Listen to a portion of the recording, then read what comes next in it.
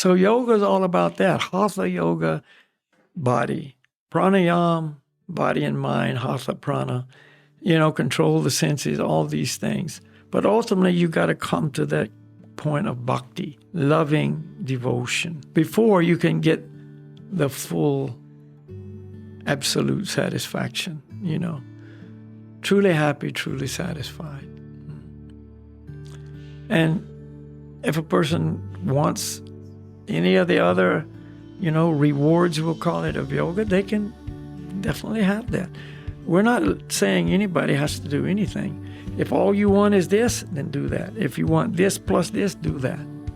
If you want this, and this, do that. And we hope more and more people will begin somewhere in the yoga system to apply the process.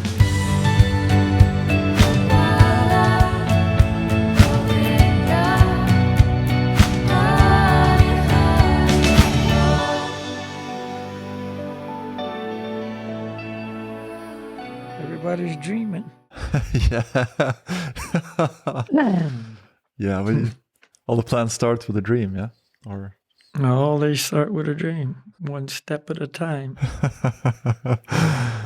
If you can't...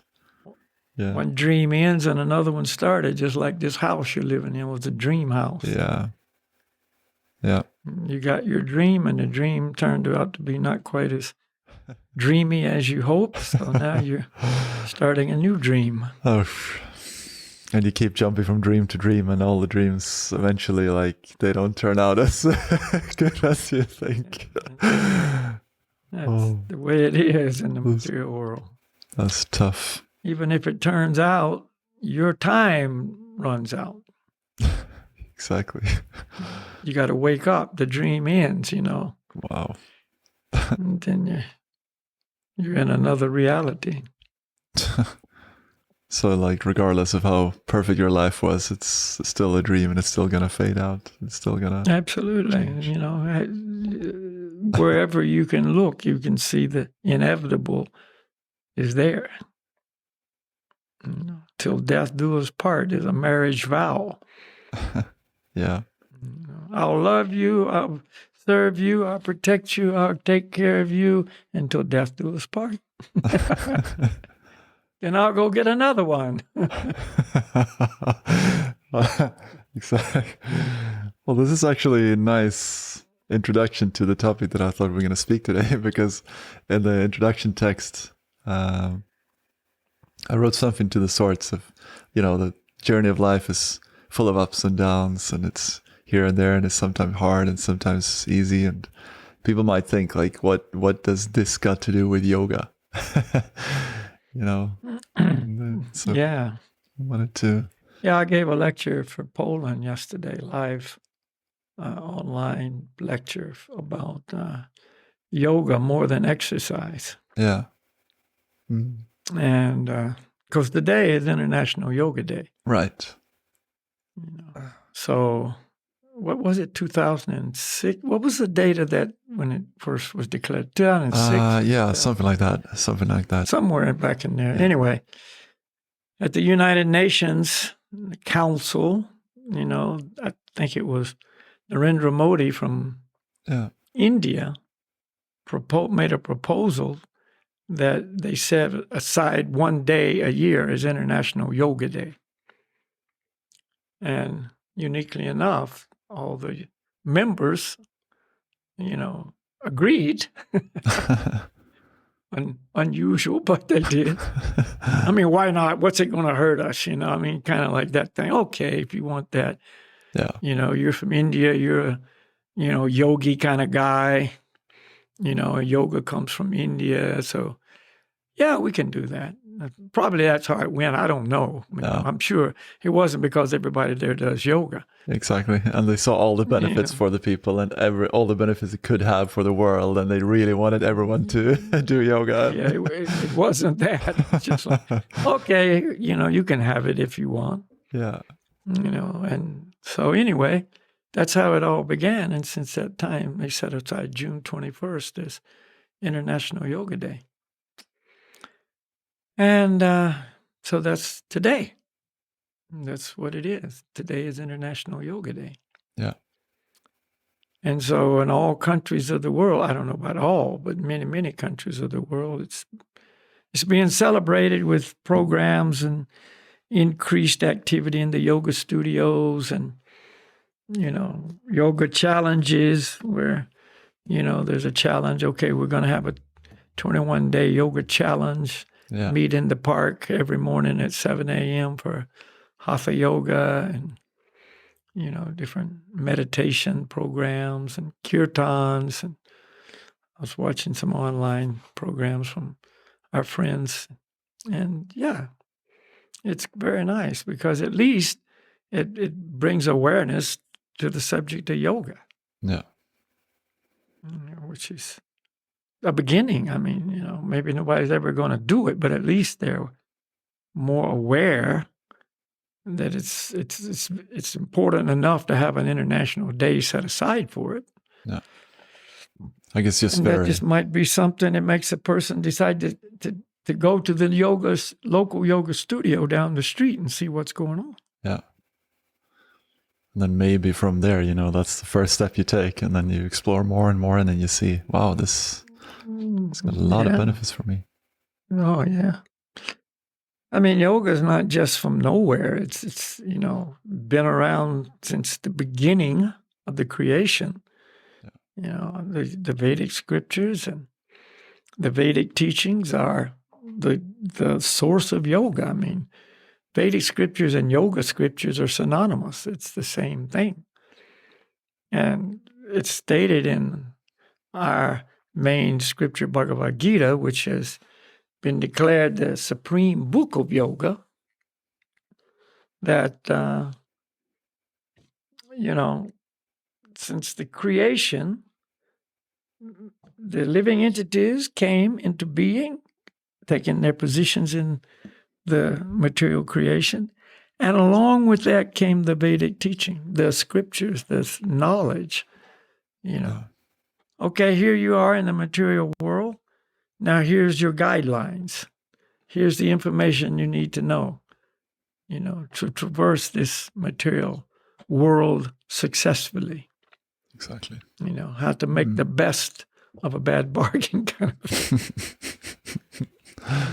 And so, yeah, yoga is not new. It's become popular in the last, I'd say 60 years. Around the late 60s, 50, 60 years, it started appearing. When the hippie movement started, that's when, things started coming out of India, coming out of the East, I mean, before that, India was just basically an unknown country for most people. Yeah.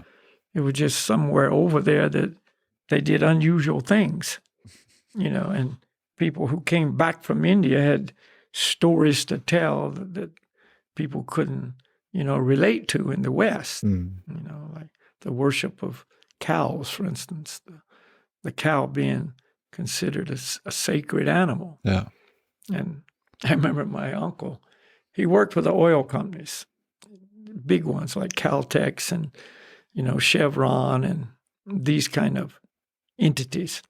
And as a result, he was pretty high up in the hierarchy, and he went to all these different countries and would stay there for like a year, 2 years, all over the Middle East and Sumatra.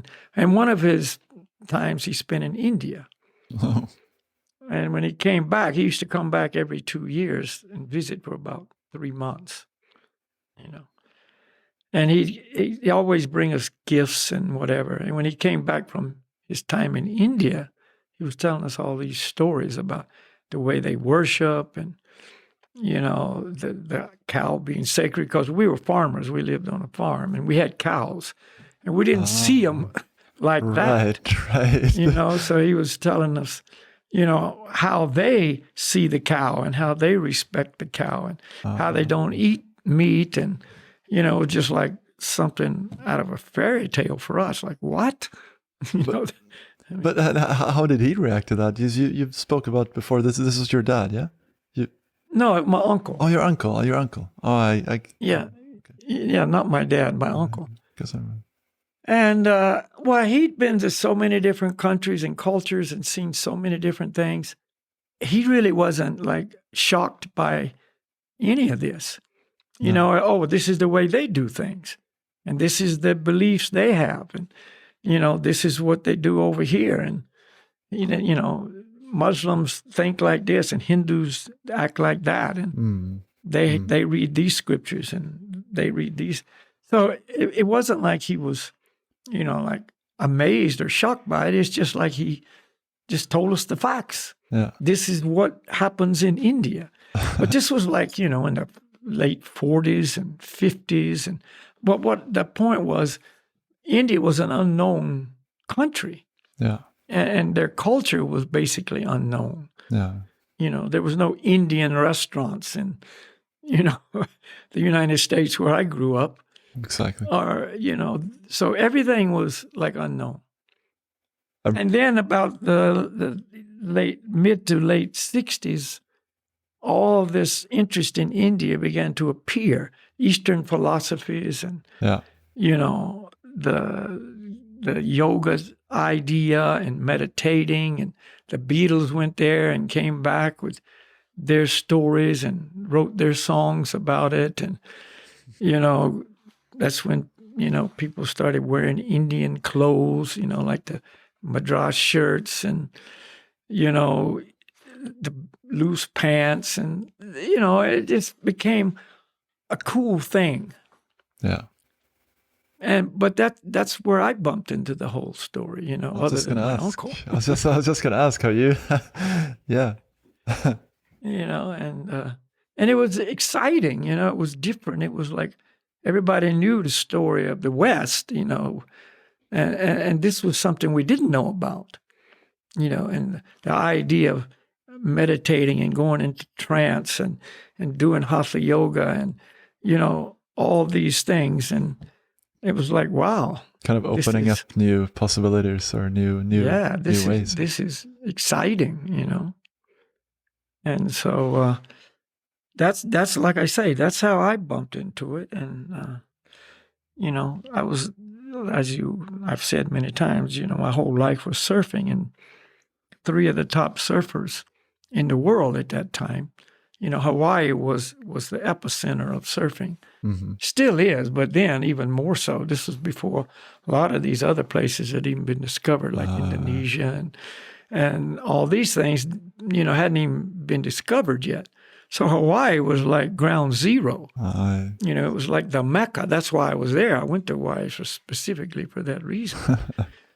And so anyway, 3 of the top surfers in the world that lived right up the road from me. I knew the guys. I mean, not personally good friends, but, you know, I knew who they were and seen them and been in the water with them. Anyway, they, on this cover of Surfer magazine, this was 1969, it showed the 3 of them standing on their head right by Sunset Beach. It's in the background. Sunset Beach is one of the big wave surfing spots, known by everybody in the surfing world, probably. And there they were at Sunset Beach, standing on their head, you know. And then there was a whole article about it. That was on the cover. And then there was a whole article about it. Wow. You know, about how every time before they go surfing, they do some yoga, asanas, stretches, and so on to limber up, you know, get more, you know, limber and fit. And then they would meditate, you know, sit, eyes closed, meditating for, you know, a few minutes before they went surfing. Wow. And I was just going, man, these guys, I mean, they're the guys who know the story, you know, and, so you were and if it's good enough for them, it's good enough for me.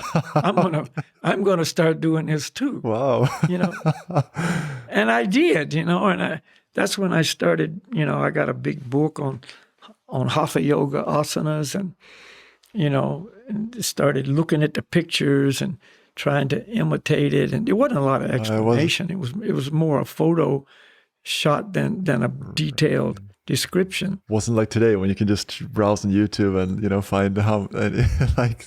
Oh, no way, definitely not. You know, and so I'd sit on the beach, eyes closed, you know, legs crossed, thumb and first finger joined, thinking about the waves. And, meditating on the hoping waves. nobody would go out before I did. I wouldn't spend too long here. So anyway, that's how it all began for me. Yeah, and then it was all cosmic and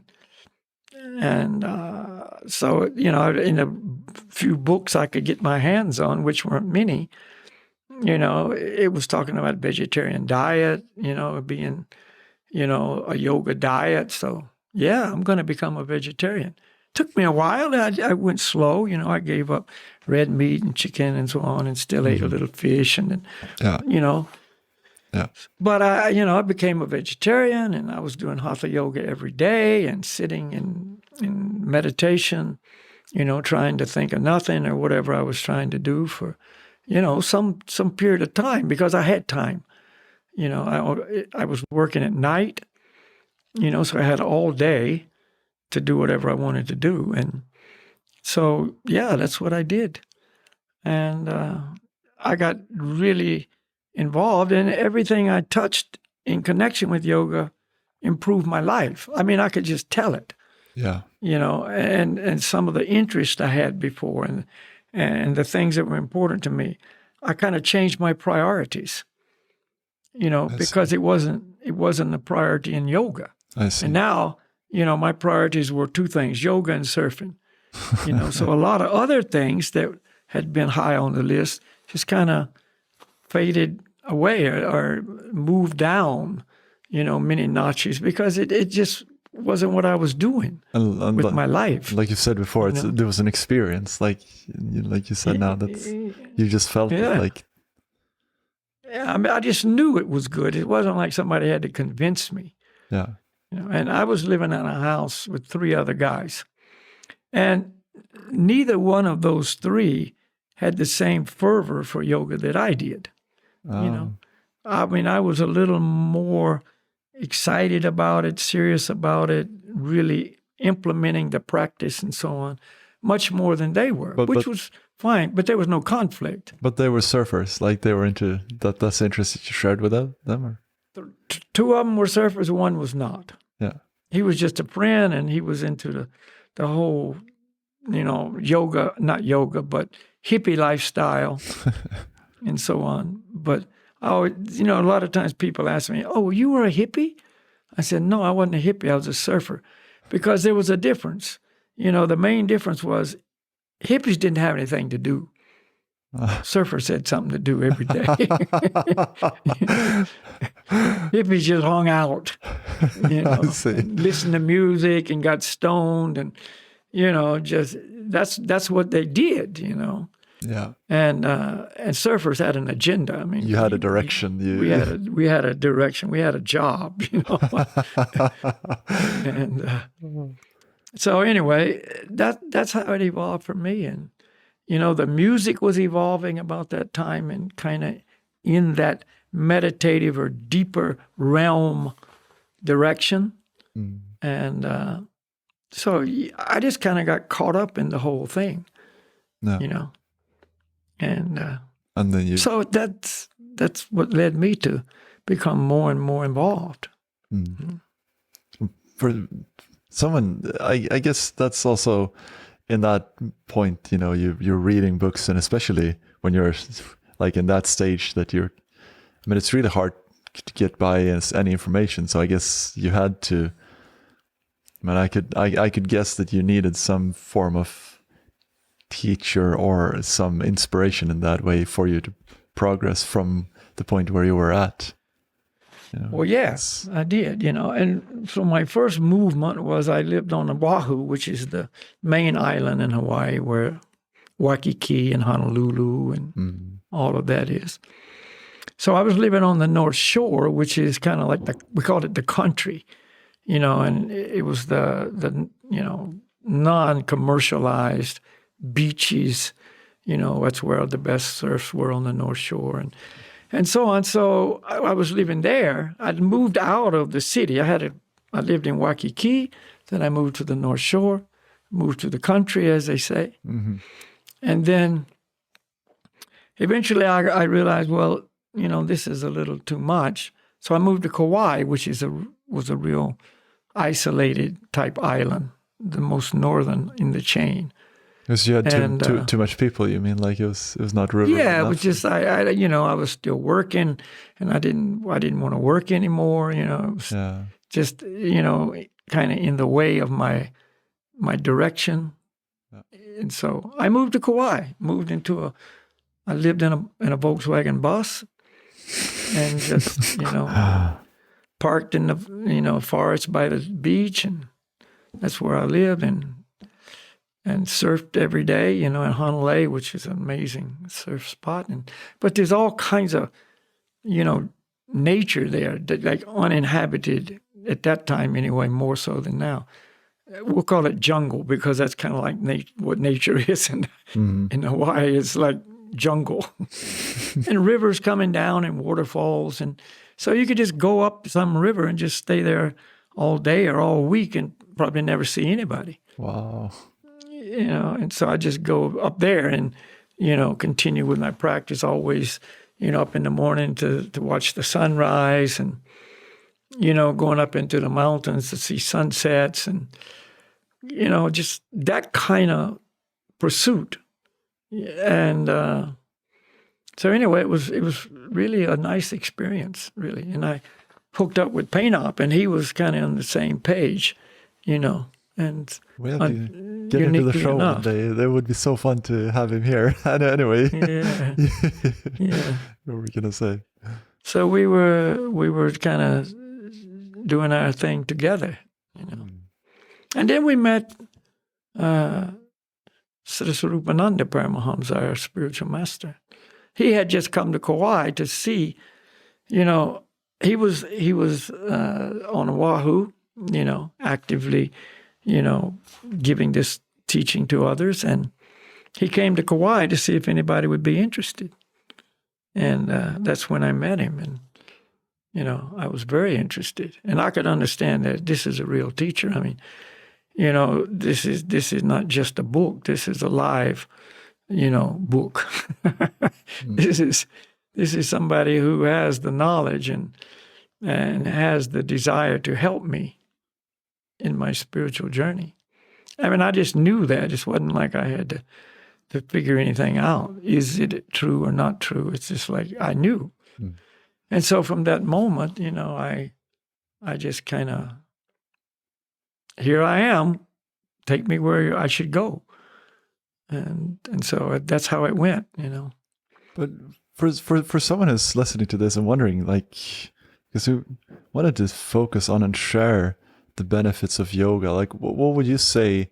How has this helped you? I guess that's a long question, but how has this helped you in your journey forward? And for anyone listening to this and thinking about, maybe yoga, but why is this relevant to anyone, and why would that be helpful for anyone on that? Many times people say, "Oh, how has yoga changed your life?" Over the years, I've had that question more than once. I see. What did it do for you? I said the best way to answer was, what didn't it do for me? It did everything. It changed my whole vision of the world. And as I gained more actual truth, knowledge about the world, I understood, that the world's not our home, And before I met my spiritual master, I already had some profound experiences to, definitely let me know I'm not my material body. I mean, that was not even a question.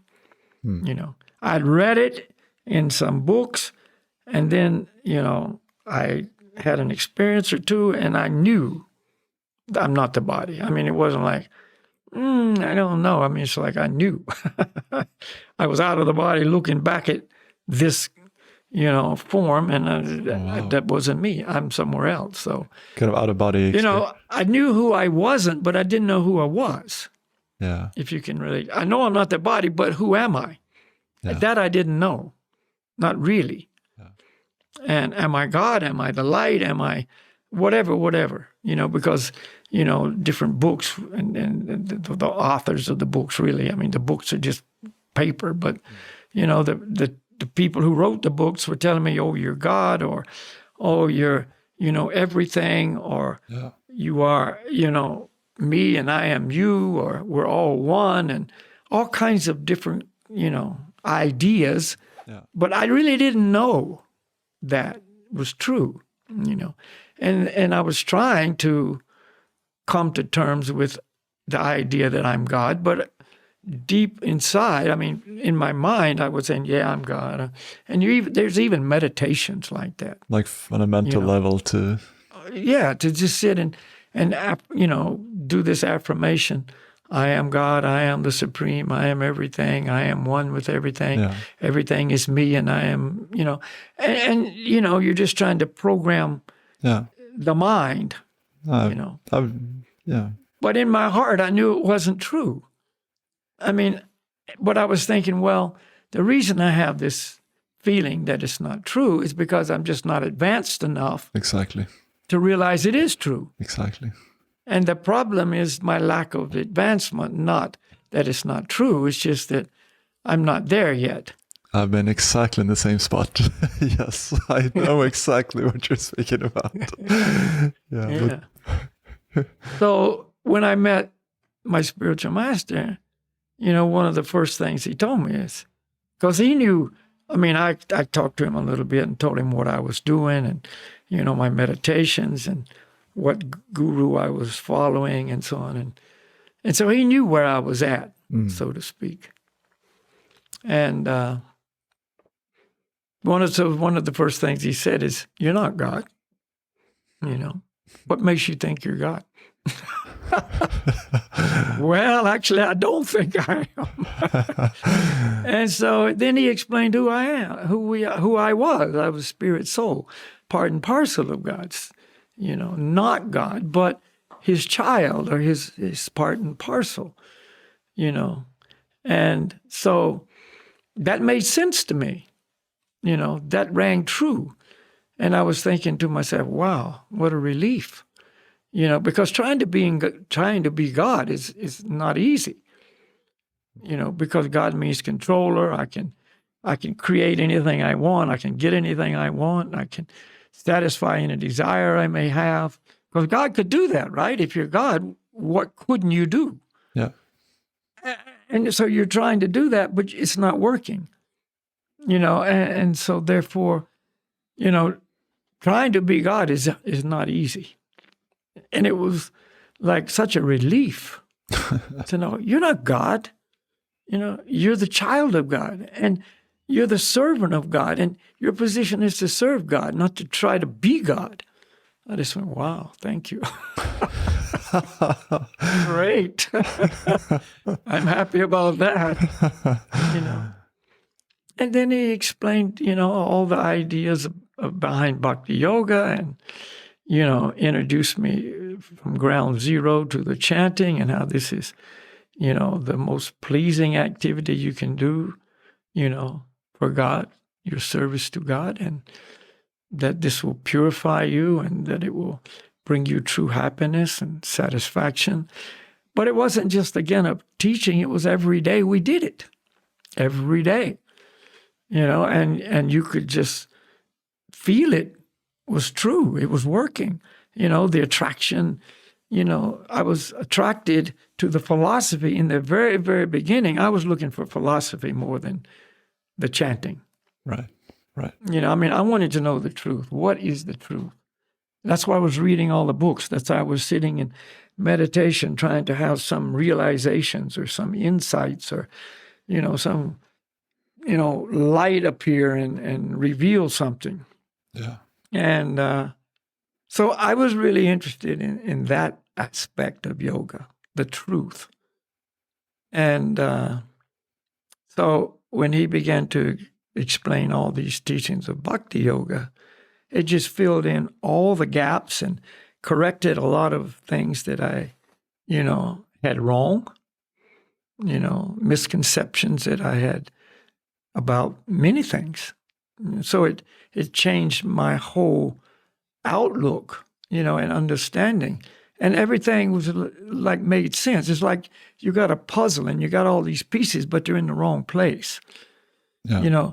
And so the picture just doesn't look right. It's some parts of it look okay because you got those pieces right, but the rest of them it's all weird. Like that doesn't look right. But then you just take all those pieces and put them where they're supposed to be, and you get the picture. Like, wow, yeah, now this is looking right. It's feeling right. Exactly. You know, and so you can't deny these kind of things. And that also helps to put in picture like the importance of taking care of your body and your mind and your psyche. All these things that are contributing to this cause of your actual well-being, your physical, your mental, and your spiritual well-being. Like all these things are coming together, and you're understanding all these things where they fit. The yoga exercises, the breathing. Yeah. Why do the yoga exercise? Because your body is, not your body. It's not your body. This is God's body, but he's given it to you, and you're the steward, and you should take care of it. It's his property, and you should take care of it and keep it in the best condition possible. So hatha yoga, take care of it properly. Breathing, your mind is all over the place. Pranayama helps you to control the mind, kind of calm it down. Yeah. But in Bhakti Yoga, we're not focusing on all of this that much. It's like the main focus is, control your mind by engaging it in service to the Supreme Soul. Instead of like, the mystic yoga process, for instance, also, known as Ashtanga yoga, and it's an impersonalist approach, and where you're trying to, Kundalini and all the chakras and raising the Kundalini, I think. Movement up through the chakras, et cetera, et cetera. That's mechanical.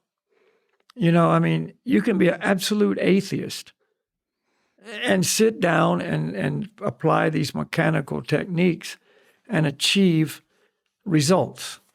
It has nothing to do with your heart. It has nothing to do with, developing love and so on. In fact, mystic yoga can actually have the opposite effect. It can harden the heart, because it's not about you and a relationship with a supreme person.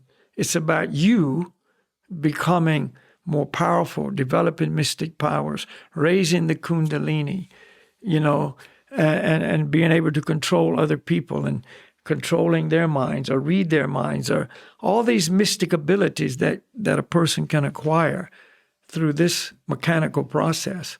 Doesn't do anything to soften the heart. And so many mystic yogis, in our Vedic history, we have accounts of many mystic yogis, who were so advanced in the mystic abilities, it's called the siddhis, the 8 siddhis, or mystic perfections. But, they were just hard. It was not that warm, loving, soft, person that's who we really are, But so it was taking us kind of away from our true self. But it doesn't, like, you could still be that through following that process, or is that, but that's not the focus, or you mean? Well, that's not the focus, and it gets in the way. Even Patanjali, who, is kind of seen as one of the founding teachers or pivotal teachers, in yoga. Yeah. I was studying his book before I met my spiritual master. I was studying his book. And he was describing how you can develop these mystic powers. But he said, don't even look at them. Just stay away completely, because they're a distraction. They just take you off the path. The journey is to go higher and higher and higher, and enter into the spiritual world. And your development of these powers, which are material powers. It's just learning to manipulate subtle material energy, whether it's the ability to levitate because you can, overcome the forces of gravity, or whether you can the ability to become smaller than the smallest through certain ways to manipulate the material energy, or whatever. You see, Yeah. that's a distraction, And so Patanjali was telling his followers, this is in the way of the goal. Do not get involved in it. They're there, they're available, but see them as unwanted, distractions And then there's in your journey. I just have to mention your friend Acharya Das. He has an excellent YouTube channel speaking from Patanjali's teachings. We can probably link to that. Acharya Das on YouTube if anyone is interested. Yeah. Acharya Das, Patanjali. You can look at that. He has an excellent explanation, because Patanjali also mentioned Ishvara in his writings, by the way, which is the supreme person. And, right. So but a lot of the followers, they don't see that part, or they miss that part, or they don't want to see that part. Yeah. And so even though the teacher may present something like Shankar Acharya, who was, an incarnation of Lord Shiva, and he came and kind of, took people away, from the Buddhist teachings, and got them back to the Vedas and so on. So he was kind of like presenting impersonalism in one way, but ultimately he said, all this mental speculation and word jugglery will not help you at the time of death. Bhaja Govinda, Bhaja Govinda, Bhaja Govinda, which means worship Govinda, worship Govinda, worship Govinda, the Supreme Personality. Wow. But his followers don't see that, because that's not what they want to see. They want to hear what they want to hear, that we're all God, that we can become one, that we can merge into Brahman, et cetera, et cetera. So you're a follower, but you're not wanting to follow what you don't want to hear. Well, that's much easier when you have a spiritual master who lived 1,000 years ago, and he's not living right now. He's not like around to instruct you and to help you, and you can just pick and choose what you like. Right, but the true spiritual master, living spiritual master, which I was so fortunate to have had and have, wouldn't let me go there. You're saying, no. That's not how it is. So when I came up with my ideas about, I'm God and the impersonalist teachings in general, he just said, no, that's all true to a point. But beyond that, there's this higher truth. There's this higher realization. And this is what your constitutional position as a spirit soul is. This loving relationship with the Supreme Soul, the Adi Purusha, the original Supreme Enjoyer, And so, that was so fortunate but I wasn't resisting. I wasn't, again, fortunate for me. I wasn't trying to, say, but. I mean, I accepted. Here's the authority. I'm the student, and I listen, and I accept, and I follow,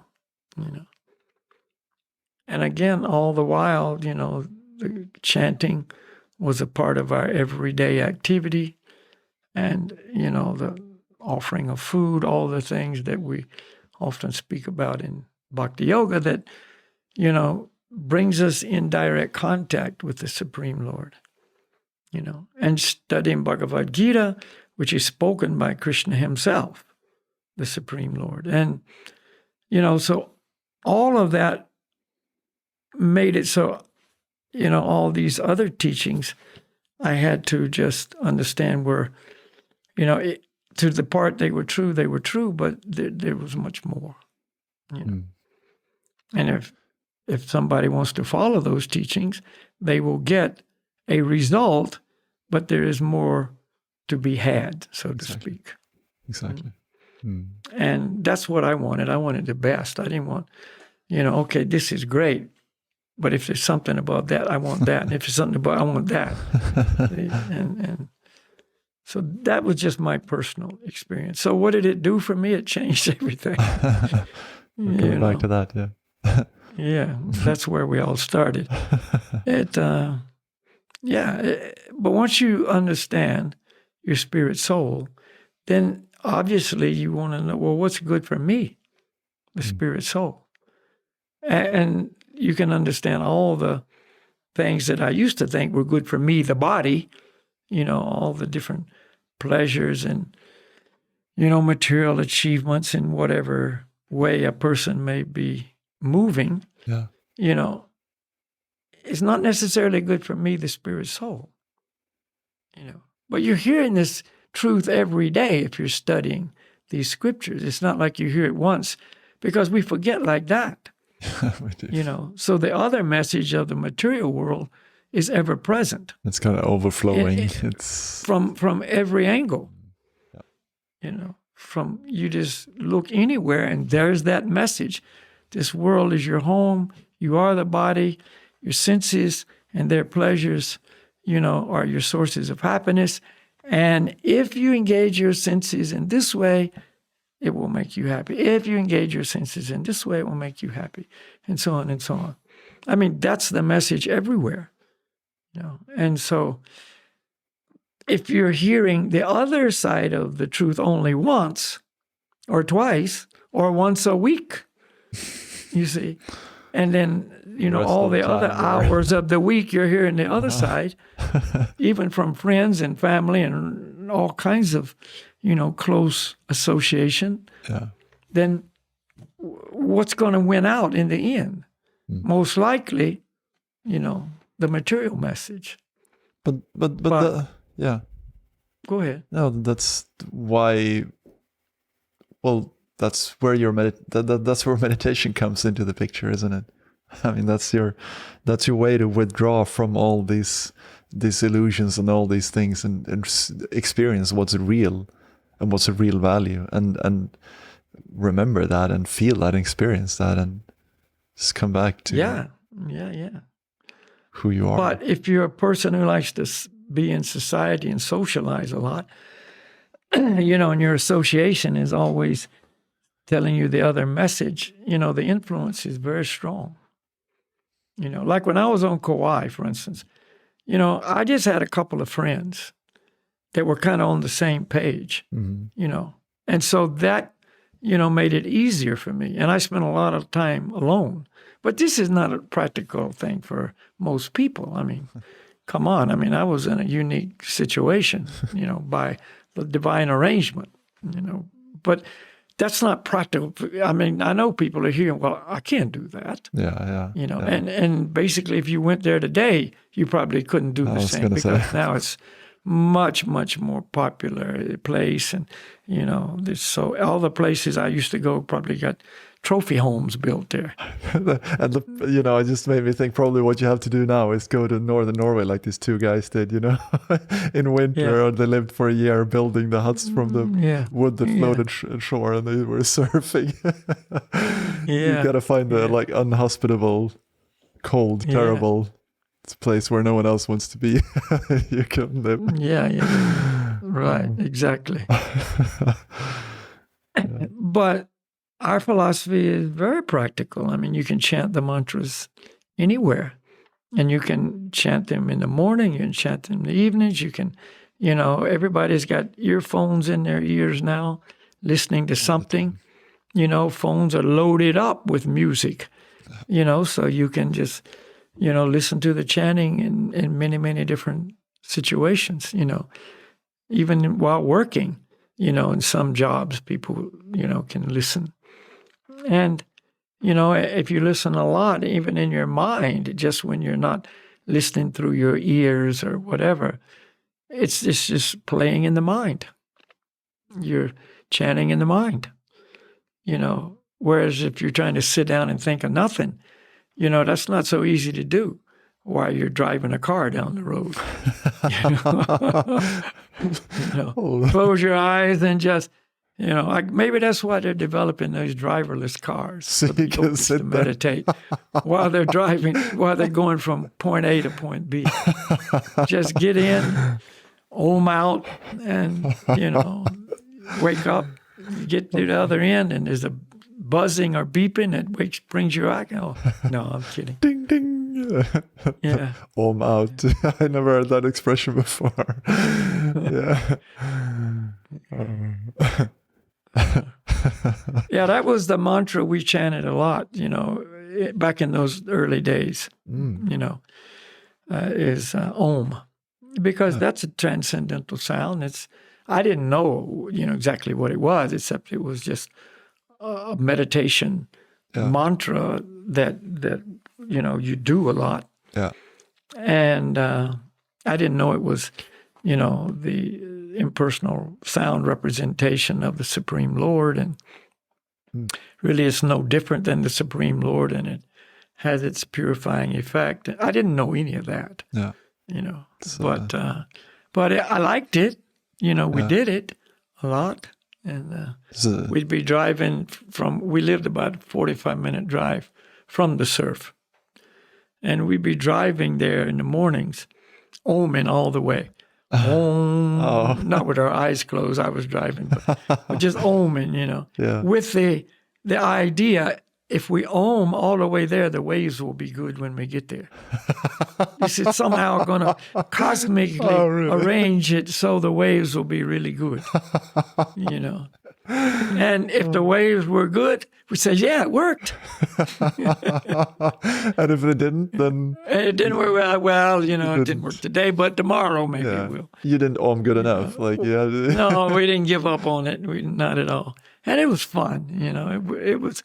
That's a fun thing to do, you know. But the Om, unless you really know, you know, the whole understanding of Om, doesn't bring to light or to mind a person. You know, it's connected with the impersonal, cosmic energy, and you know, it doesn't bring to mind a personality. You know, but if we say the name Krishna or Govinda or Gopala or Gauranga, that's a name, and names go with people, you know.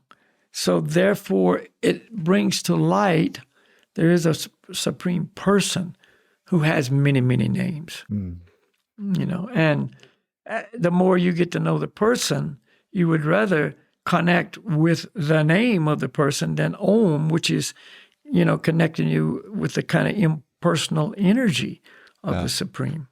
You know, it's just more attractive. And it's common. I mean, if you know somebody, you would rather call them by their name than by some other sound. You know. I was following this yoga from Vailana, and she always did Om Hari Om. And I love that. That's such a nice meditation. Yeah. Hari is one of God's names. Yeah, so Om and Hari, the Lord and his energies, you know. And so it's non-different. God is non-different than his energies. So really there's no difference in Om and Hari, but at the same time, it's an absolute realm. So it's not like different, but simultaneously one and different kind of thing.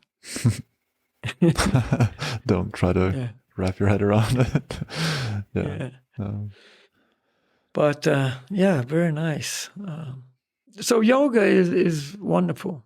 You know, it's much more than just exercises. But where do you start if you are listening to this and you're like, oh yeah, this sounds interesting? In which end do you start? Like, does physical yoga have to be the start, or where? It doesn't have to be. You don't even have to ever do physical yoga to become a yogi. You know, but you know, because most people identify with their bodies. And, you know, it's kind of been established without a doubt that Hatha yoga is good for the body, you know, then a lot of people start there. You know, they're looking for physical improvement. Yeah. Just like I started to improve my surfing. You know, it wasn't for some spiritual anything. It was just, if it'll make it so I can surf better, then that's great. That's enough for me. I wasn't looking for anything more. So you start where you want to start. You can start with chanting. I mean, a lot of people are attracted to music. In fact, I'd say 99% of the people are attracted to music. Yeah. Who isn't attracted to music? So, if you like to start there, fantastic. I mean, really, in our presentations, we're not really promoting Hatha Yoga. We do, like you're a Hatha Yoga instructor. Yeah. You teach it to people, but we're not saying this is where you got to start. And we're not saying this is the end goal. This is something you can do to improve your health, introduce you to yoga. I'm sure at your programs, you also have some chanting, something connected with transcendental sound. Yeah. And it also helps. And I can really feel that. Like, it helps you to become aware of your body and feel like there's something more. You become more aware of the subtle energy in your body. You become aware of like the movement of the life air within the body. So in that sense, it takes you out as well from your bodily consciousness. Like, you may have started it from that consciousness, but the very act of doing this Hatha Yoga is also a reminder and an experience that makes you feel like, wow, there's so much more here. I can't just be the body. Like, there's an energy flowing here. Yeah. So, yeah, and everybody's going to have their own individual experience. Yeah. But if you put that idea in somebody's head just by saying what you said, then they start thinking about that more than if you leave it to them to just come to that conclusion on their own. Right. So if you just put that idea in there, then they start, when they're doing their Hatha Yoga, start thinking about what you just said, the energy flowing, and wow, this makes sense that I'm not this body, and I'm the resident of the body. And it's kind of like you see it like a machine, like you experience like this machine working, and you can take a step back from the machine, and Exactly. And it says in Bhagavad-gita that the soul is sitting like on a machine, like this is the material body. It describes the body as a machine in Bhagavad-gita. So, the more you can just be prompted by little ideas or little, aphorisms or statements. I mean, that's what everybody's doing, right? Yeah, it is. I mean, McDonald's is doing the same thing, just trying to put the idea of, a Big Mac in your mind, or, something that they have to offer, and it kind of makes you think, oh, yeah, that would be an interesting thing to try.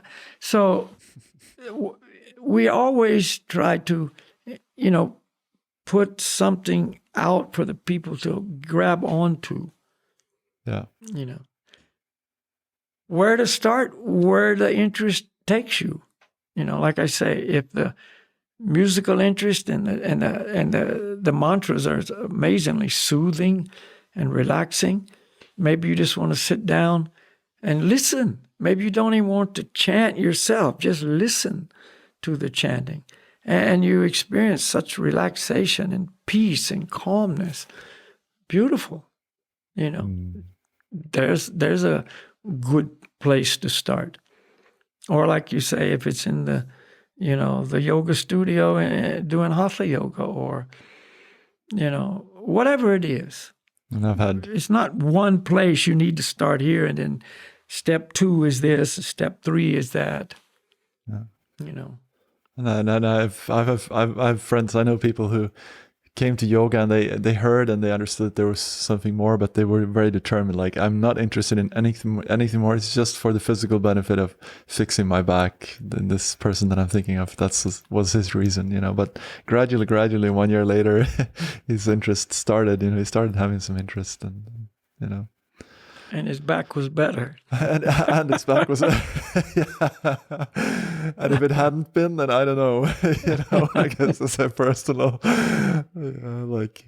If it doesn't help the surf, will you still do it then? Or yeah. I guess that's from. But for me, I mean, it was much more than that. Yeah, it was just like. Yeah. But I was a ripe candidate. I mean, I just was. But a lot of people, they're not so much ready to make any movements now. But the beauty of this whole thing is it purifies whether you know it does or not.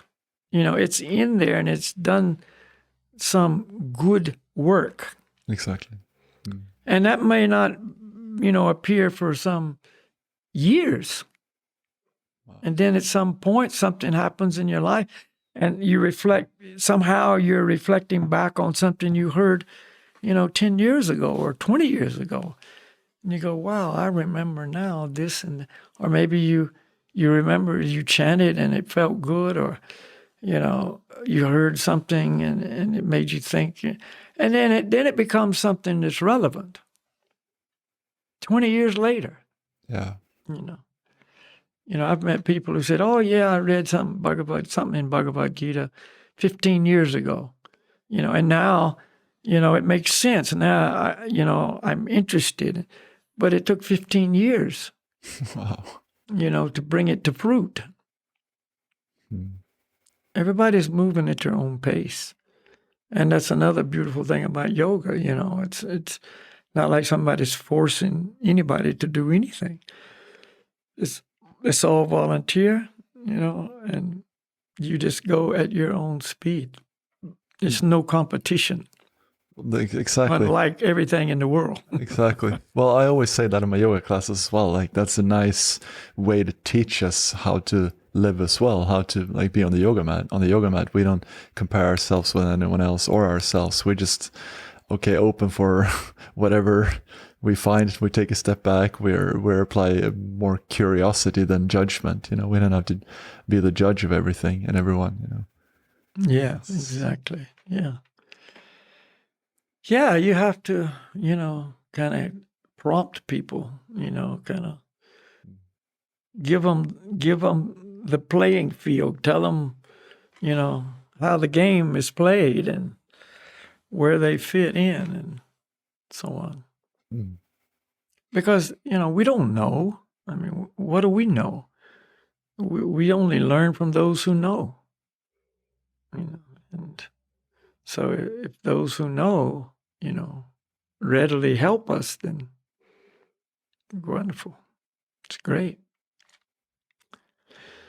But what does yoga really mean? I was explaining this last night in that lecture I gave. Well, that's a good question. Yeah. I mean, we've talked about a lot of the parts of yoga, but yoga actually means, the word is defined as linking, or union. And that's why if you've got two oxen pulling a cart, they're bound together by a wooden, the name is a yoke. The two oxen are bound or joined together by this yoke so that they pull together. It's not one's up here and one's back here.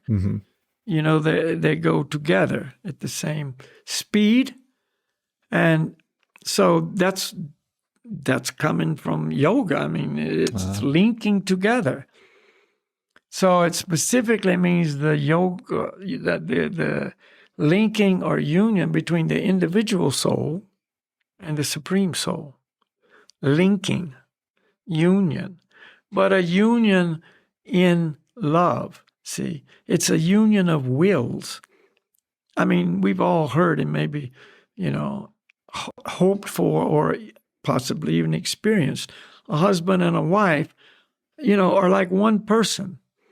There's two individual people, but they're so linked in will, in attitude, in everything, that it is almost like there's one unit. And that's rare. But that's the ideal, isn't it? You're so close that you're just like one. But where is the closeness? Are you the same person that you become each other? Exactly. No, you're still two individuals, but your will is now in harmony. See, you're linked, you're harmonizing with each other. Yeah. And this makes for a perfect relationship. So when you take that to the ultimate perfection, it's linking the individual soul's will with the Supreme Soul's will. See, whatever the Supreme Soul's will is, that's your will. What do you want me to do? I want to do that. You see, you guide me. I'm your instrument. Let me do what you want me to do. And what is the other thing that these two people in this perfect harmonious relationship have? They have the desire to please each other. So the wife wants to please the husband. She knows the husband likes a certain type of food. She wants to prepare that food. He likes a certain type of clothes. He likes her to wear a certain type of clothes. He likes her to do this. She wants to do that. Maybe it's not her number one thing, but it is her number one thing because she knows it's pleasing to him, and vice versa. He has the same attitude toward her. So there's mutual attempts to please each other. And again, that's making it so it's smooth, it's harmonious, you see. And that's perfection is when we have that desire to please the Supreme Lord. And he always has the desire to please us. In other words, to help us, to see us happy, to see us satisfied. See, so really, the work needs to be done on our side, because on his side, it's already perfect. All that is already there. He's just waiting for us to gradually come to that perfection on our side. And that's yoga. That's the goal of yoga.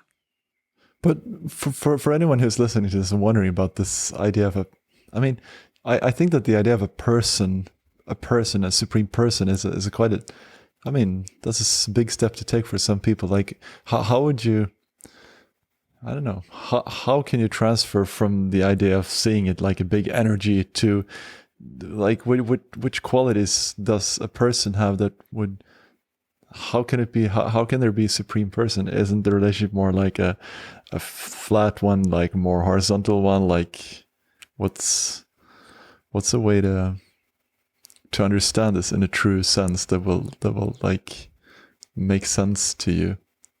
If you see what I'm trying to say. What you're trying to say is our minds are in control and we want it to be the way we want it to be. And so, but if you think about, get out of the mind and into the heart, what is everybody looking for? The perfect person. Yeah. What does everybody need in their life? A person to love them, to care for them, to protect them, to give them shelter, to fulfill them. Everybody has that need, from the birth of the baby to the death of the old man or old woman. Yeah. Everybody needs that. The entire span of life. That's what they need. And that's what we're always looking for and hoping for. And if we've seemingly found it, trying to hang on to it, which is impossible. You see. So really, we're already in that consciousness. But it's not consciousness from the mind. It's consciousness from the heart. This is the soul's true essence. See? But when we come to this spiritual philosophy point of view, we kind of deny all of this and try to, in the mind, create what we think it's like. Oh, there's just energy. Well, if it's all you need is energy to make you fully complete and whole and happy and satisfied, why don't you just hug the lamp?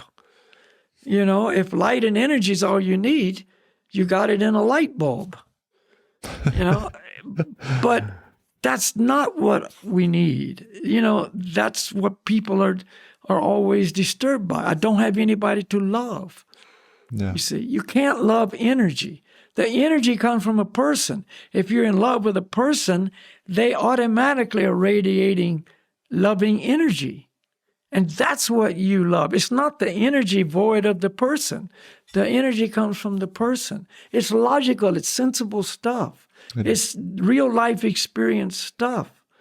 And we create all these philosophies or, adhere or accept all these philosophies that make it so we can never be happy.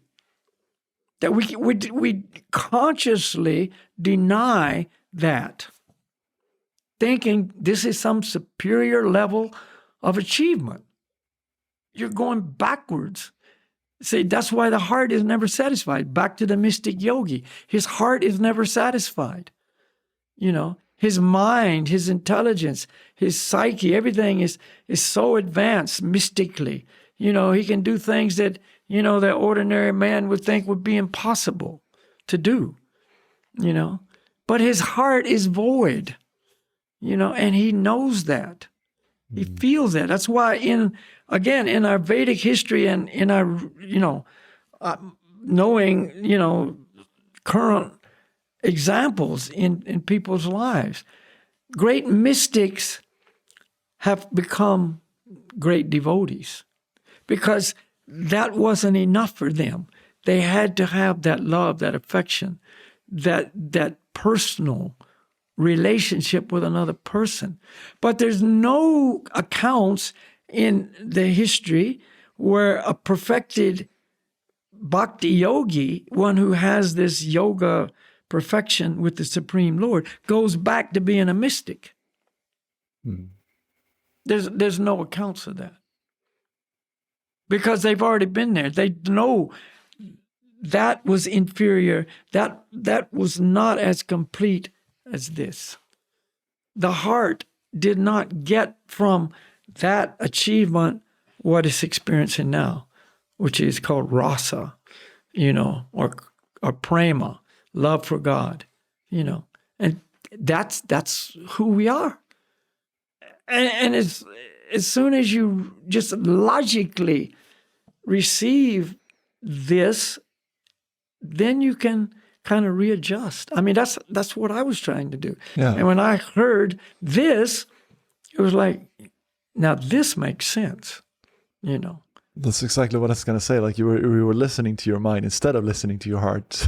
And one thinks that's kind of superior in some way because I guess you believe that one is superior, like your mind capacity is superior to anything else. Yeah, I don't know. Yeah. We're very cerebral persons. Zebra or cerebro? Yeah. Cerebral in the cerebral. Head. Yeah. So, it's a very, very logical understanding, But, maybe we've had such bad experience with personal relationships that we kind of think, well, they're all going to be like that. Yeah. So we don't want God to be a person because, that won't work either. That'll just be another disappointment. Or maybe it's because, I'm so filled with pride and arrogance and wanting to be number one. I don't want there to be someone superior to me that I have to surrender to. That I have to, do somebody else's will other than my own. That's a big stumbling block for some people. So create a philosophy where there is no person. It's just energy, and you just suck on that energy. You just, bring some of that energy into you, and it just makes you invincible, or it builds you up, or it makes you radiate, or, you just tap into the sunlight and, you're effulgent kind of thing. You don't really have to change. Yeah, I don't have to change. I just feed my false ego more and more. I just keep getting more and more, proud, and the self-aggrandizement is just elevated more and more. So. And that's a risk. Like that can happen if you do practice yoga. Like that can be, you can apply these things in that direction as well, if that's what one wants. Of course, because the power is there, the energy is there. Yeah. What are you going to do with it? It's all what we do with what is available. The energy is there. What are you going to do with that energy? You're going to use it in God's service, or you're going to use it to be God, to prove, that you are whoever you want to prove yourself to be. They always, I mean, I just remember the saying from Spider-Man. It's probably from somewhere else, but they said, with great power comes great responsibility. And I always remember that. This was a long time ago. Yeah. Yeah. So, humility is not a popular character trait in the world today. No. It's just not the direction we're going in or told to go in or led in, but the other direction is the way we go, So yoga brings about all good things. And it has to, because it comes from the all good source. The Supreme Lord is the all good source, And again, back to your question, well, what about someone who has a hard time thinking God is a person? We've got so many examples in the world that show that if you are in this condition of yoga with the Supreme Person, look at how wonderful a person you are. Like, look at Lord Jesus Christ. Now, he was a perfect yogi. He was a perfect yogi. He was linked with the Supreme Soul in love. He said that, I and my Father are one. Yeah. See? He said, if you want to, love the Lord, then I'm here to show you how, basically. I mean, he didn't say it exactly like that. I'm an example of pure love for God. That's why his first commandment is love the Lord thy God with all thy heart, mind, entire being. He always presented the ultimate absolute truth as a person. Yeah. Father is how he addressed the Supreme Lord, Abba, Father. But look at what qualities he had, how humble he was, how he was persecuted, how he was blasphemed, how he was tortured, how he was ultimately crucified. Yeah. You see, I mean, he absorbed all this mistreatment, see, with humility and free of anger. Exactly. No anger, full of forgiveness. He was saying, Father, please forgive them. So is that a good quality? Does he exemplify a superior character, a superior level of consciousness?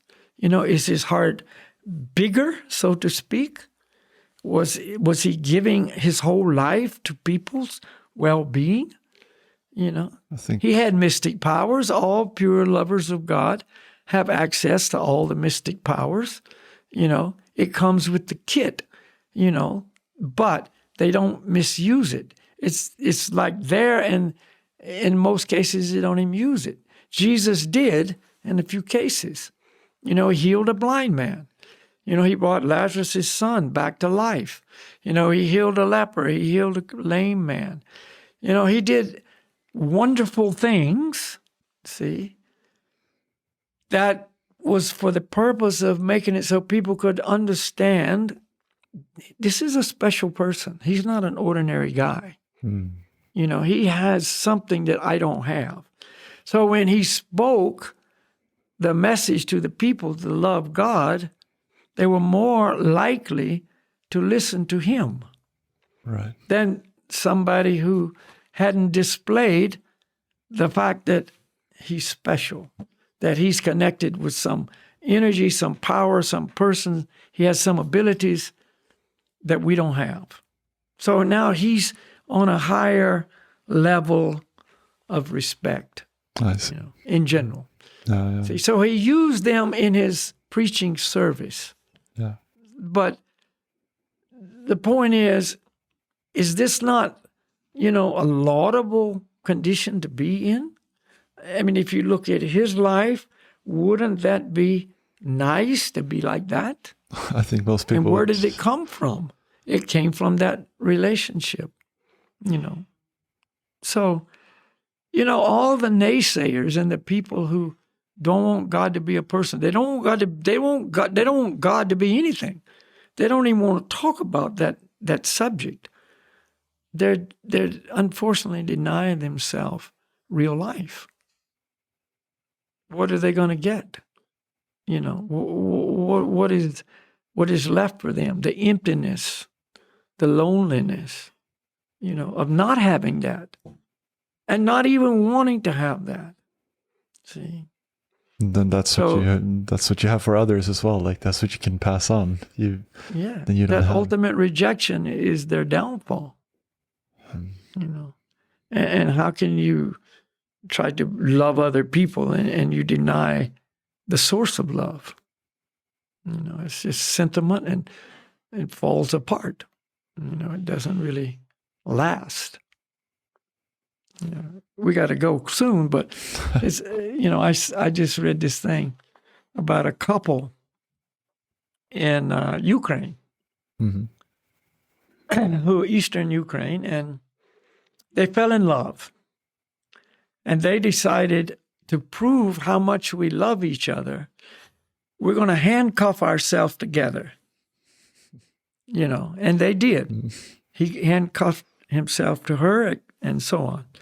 And they had to do everything together, everything. Sleeping, eating, bathing, toilets, changing clothes, everything. Because the handcuffs were on. They didn't have the key. Oh, that's what I was going to They couldn't get them off. It's not like, let's try this for 24 hours. It's like they committed. Wow. 4 months they did this. And just a couple of days ago, they went to Kiev and they did a big press conference thing, and they had somebody cut the handcuffs off of them. And immediately they split. They just said, we understood we're not good for each other. You know, they couldn't wait to get away from each other.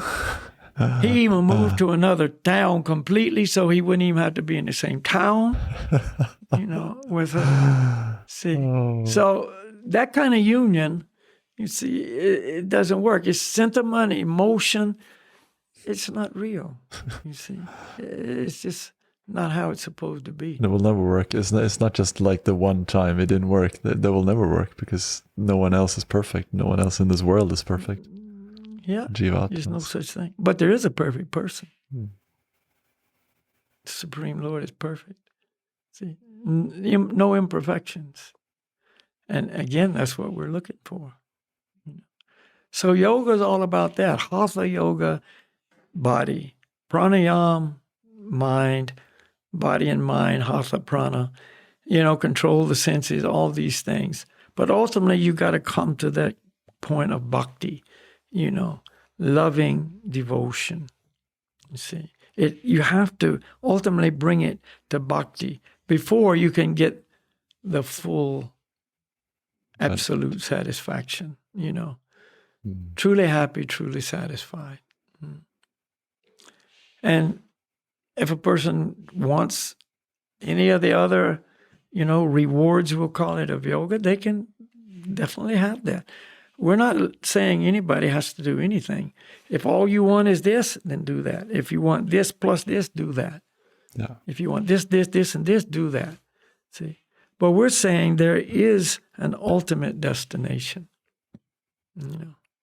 And on International Yoga Day, we hope somebody will, you know, be enthusiastic to move in that direction. And we hope more and more people will begin somewhere in the yoga system to apply the process. Exactly. And every 1,000-mile journey starts with one step, you know. One step. One step. One foot in front of the other. Just make sure it's the right direction, you know. I was thinking that the other day, you know, it's a good saying, but it doesn't say anything about the direction. Yeah. Well, we're talking on the direction of yoga. Real yoga. You know? Yeah, real yoga. So, yeah, International Yoga Day is a good way to remind us of the wonder of yoga and pass our, you know, hope that more and more people will find, you know, yoga in their life. Yeah. Yeah. Wow. So It's gonna- I'll close with one little story. It was in Los Angeles. This was quite a few years ago now, when yoga was becoming more and more popular, but not on the level it is today. But anyway, there was a young guy in his 20s, and he was been arrested for violence, disrupting the peace, I think, physical assault, this kind of person, And so he was before the judge, and this wasn't his first time. He'd been involved in this kind of behavior several times. And so the judge sentenced him to take yoga classes for 1 year, 3 times a week. Wow. And people were saying, well, what kind of a sentence is that? This guy's, he's obviously a violent person.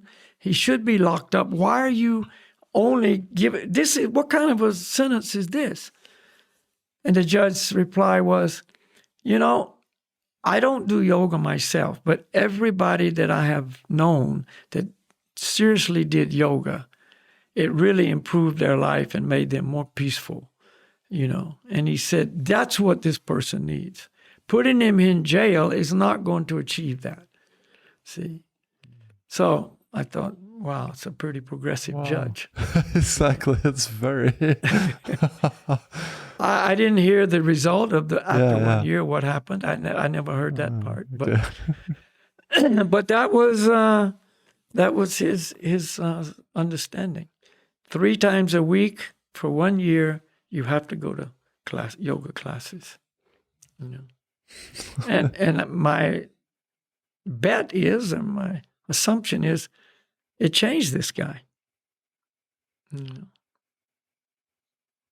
So, yeah, it's for everybody.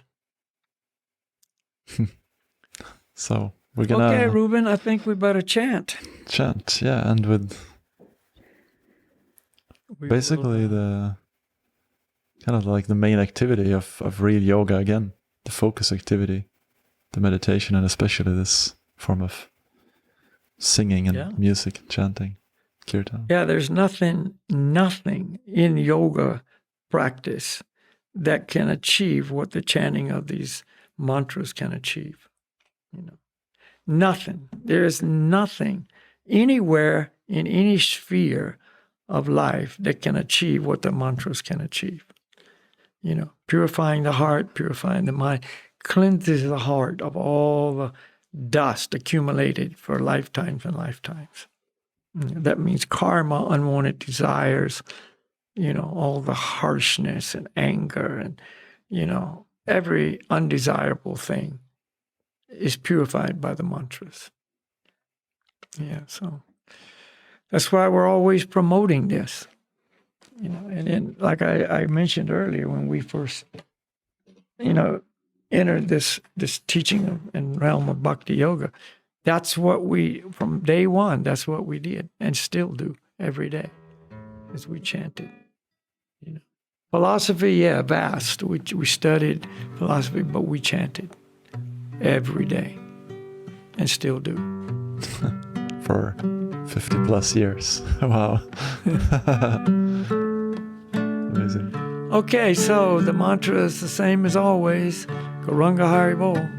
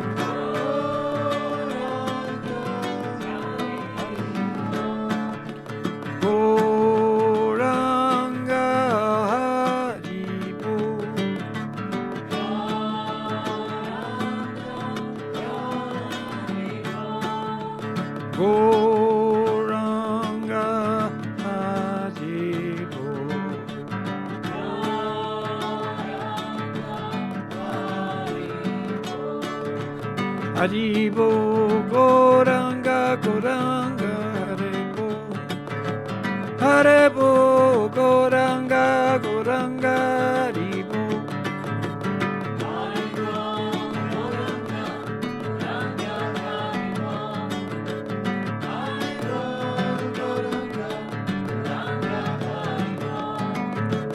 Haribo, Goranga, Goranga, Haribo. Haribo, Goranga, Goranga, Haribo.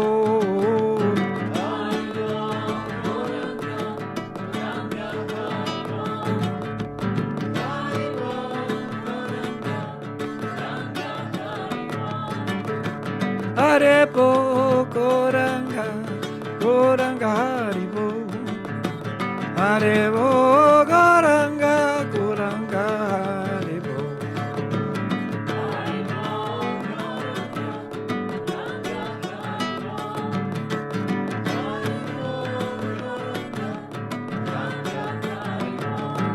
Haribo,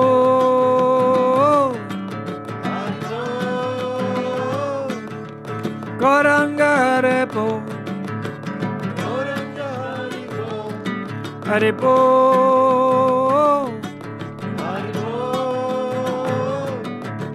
Goranga, Haribo. Goranga, Haribo.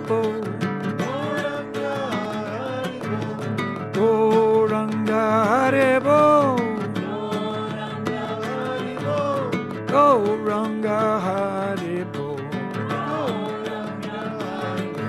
Haribo.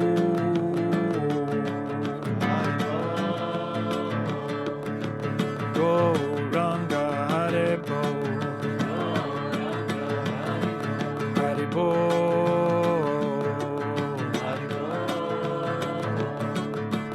Goranga, Haribo. Goranga, Haribo. Goranga, Haribo. Goranga, Haribo. Haribo.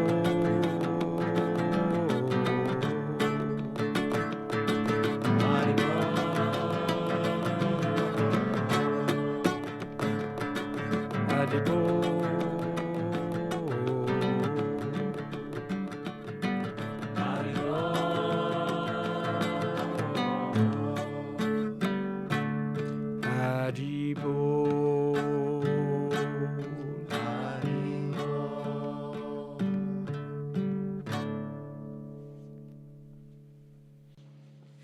Haribo. Haribo. Alrighty.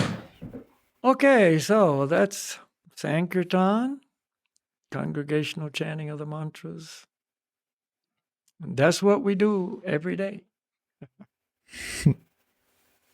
Great. And and anybody can do it. Like I say, even if you don't like to sing, you can listen. And, it's for everybody, from the youngest to the oldest. So we can see you next time. Yeah, thank you. Another something. Another, we'll see what it is. But it's... Yeah, we'll talk about something relevant to everybody's life. Yeah. Okay, Ruben, thank you. I thank our Chintamani team here. That was who was singing in the background. And, Slava's our technician. He's always keeping things rolling. Thank you, Slava. And thank you, Balakhilya. Always nice. So, Ruben, Haribol to all your family there. Yeah. Thank you. I'm sure they send their Haribols as well. Yeah. So, thank you very much, everybody. Happy International Yoga Day. Yeah. Happy Yoga Day, everyone. Namaste, Balakhilya. Namaste. Haribol. Haribol.